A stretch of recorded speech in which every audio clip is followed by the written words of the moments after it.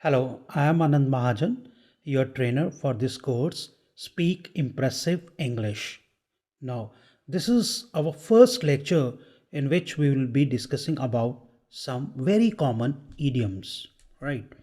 The first one is actions speak louder than words. Actions speak louder than words. Now, what does that mean? It means your actions express your intentions and feelings more clearly than what you say. Now, what does it mean? Sometimes what happens is there are some people who will be talking loudly and who will be bragging a lot about their qualities and about their capabilities, but when it comes to put that into action they are not able to do so, right? So you should do the action instead of speaking big, right? Now, example sentence: David is working really hard to win the final boxing match while his opponent is threatening him through social media. David knows actions speak louder than words. Now, what does that mean?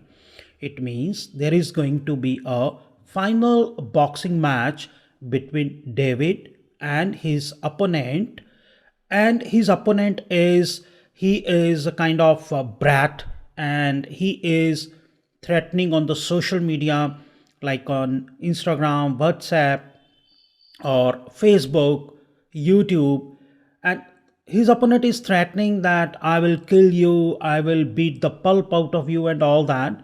So, David is a wise player, he's a wise man. He knows that these things are not going to pay dividends, these things are not going to be fruitful. So, he is keeping quiet and he has decided that he will show his performance only in the boxing ring. So please see it carefully, write it down on your notebook. Second, now, a bird in hand is worth two in the bush. A bird in hand is worth two in the bush. This is a very common idiom. Now, what is the meaning? Meaning is don't lose that you already have trying to get something you consider more valuable. Don't lose that you already have trying to get something you consider more valuable. Now, see, sometimes what happens is we have already something in our hand, but when we see something more valuable, or we consider that that is more valuable than what we had in our hand, so what we try to do is we try to get hold of the thing that we do not have, right? So in the process we may lose the thing that we have already in the possession, right? So we should not it's a kind of being greedy, right? Okay, so example sentence goes like this: don't quit your current job before you get a better one. Don't quit your current job before you get a better one. They say that a bird in hand is worth two in the bush, right? A bird in hand is worth two in the bush. So it is being advised that this person should not quit his current job thinking that he will be getting a better job. It may be possible, it may happen that after quitting his current job, he might not be in a position to get another job. So, in that case, he will be in trouble, right? Okay. Next, let's move to the next idiom, and it is also very interesting. A picture is worth thousand words. A picture is worth thousand words. You people might have heard this idiom because this is very common. Now, what does it mean? It means A picture can convey the meaning or message much more clearly than many words, right? So the meaning is very clear. Sometimes, suppose I want to convey something to the people or to my friends or to my acquaintances, to whomsoever. So, suppose, or to my students, suppose instead of using many words, if I create a diagram, if I create a picture and I show that picture to them, they are likely to understand it more clearly than those multiple words, right? So, let's go for the example sentence. Our physics professor explains all the theories with loads of pictures.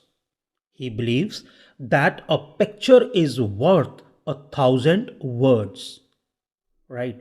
So, what does it mean? It means that our physics professor do not believe, our physics professor does not believe that only explaining only the theory is going to make the students understand the concepts.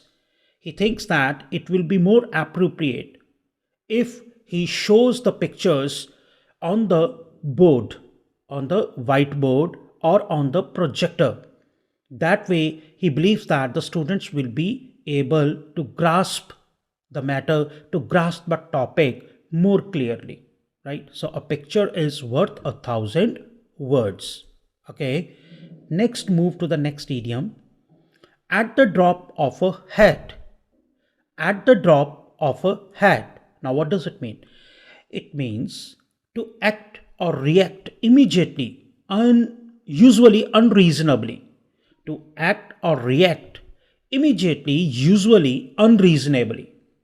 You might have seen some people who get angry at the drop of a hat. Means if you say something to them, even though that is not something provoking or you have not said something bad about them, but if they feel bad, they are going to shout at you. So you can say that that guy gets angry at the drop of a hat, right? Okay, let me show you an example sentence. Okay, our English teacher was a strict disciplinarian. He used to punish us at the drop of a hat. Okay, it's very interesting. Many of us they have experienced some teachers in school or college who were some kind of irritable, right?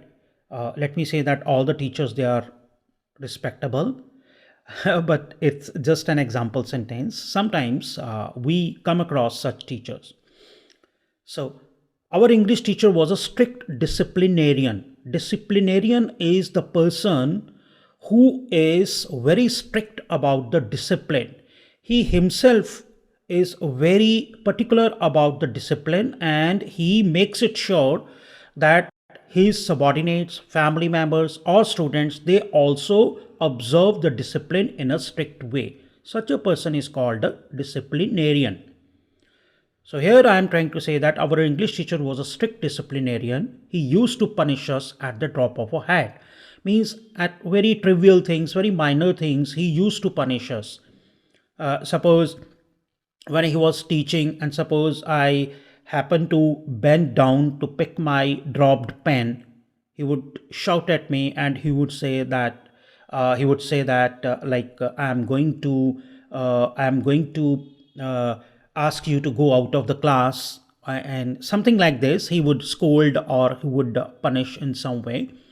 Okay, so next, bite off more than one can chew. It's a very interesting idiom. Bite off more than one can chew. Sometimes we people try to do something or try to perform something that is beyond our means. We are not capable of doing that, but yet we try to go for that. We try to do that.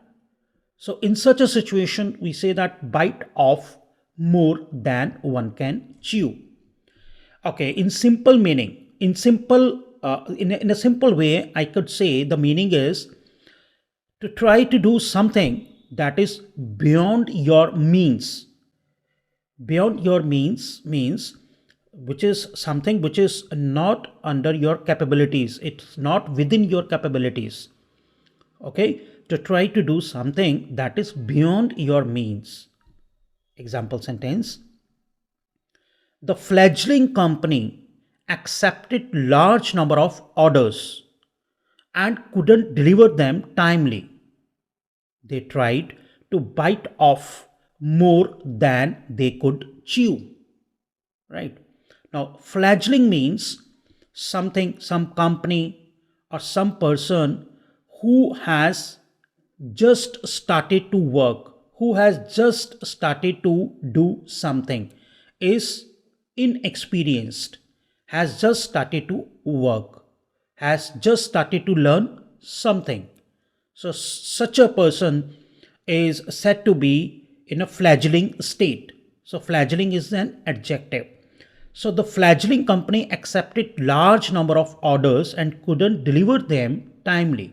So, here what I am trying to say is the company was just started, and like the persons working over there in their zeal, over zeal, you can say, over enthusiasm, they accepted many orders, but it was not within their means to deliver those orders on time. So we have said that they tried to bite off more than they could chew. So they have tried to do something which was beyond their means, which was beyond their capabilities. Thank you.